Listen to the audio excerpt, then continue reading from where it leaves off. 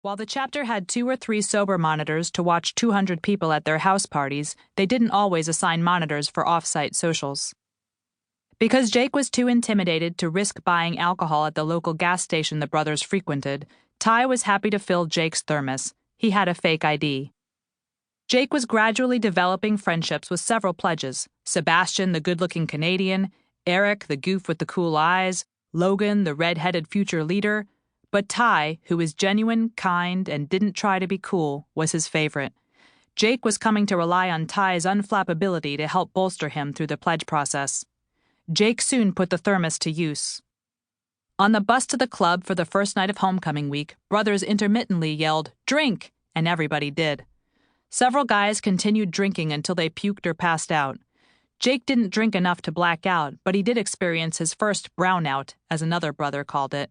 Without losing consciousness, he started to forget things. Now the pressure to drink came from pledges as well as brothers.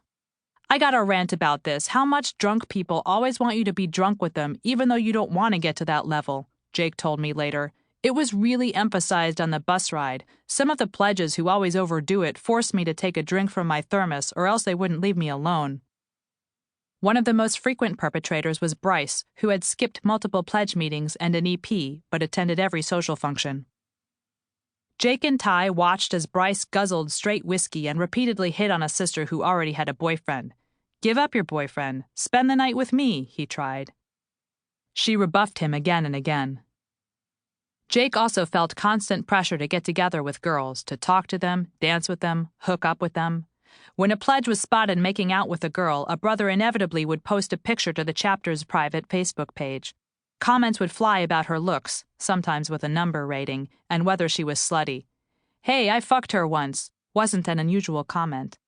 The brothers also posted pictures of whales for the guys to make fun of. The freshmen learned to follow the brothers' lead, doing the same on the pledges' Facebook pages. "The way you see the upperclassmen act, it changes how you act. It continues that cycle," Jake told me. Jake thought this behavior was creepy, but he nevertheless worried that he wasn't living up to Zeta Kappa standards.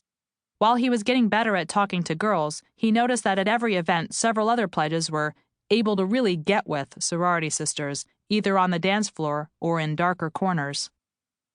Meanwhile, brothers made fun of the pledges who weren't hooking up. At the club, Jake and several pledges stood around chatting on the perimeter of the dance floor.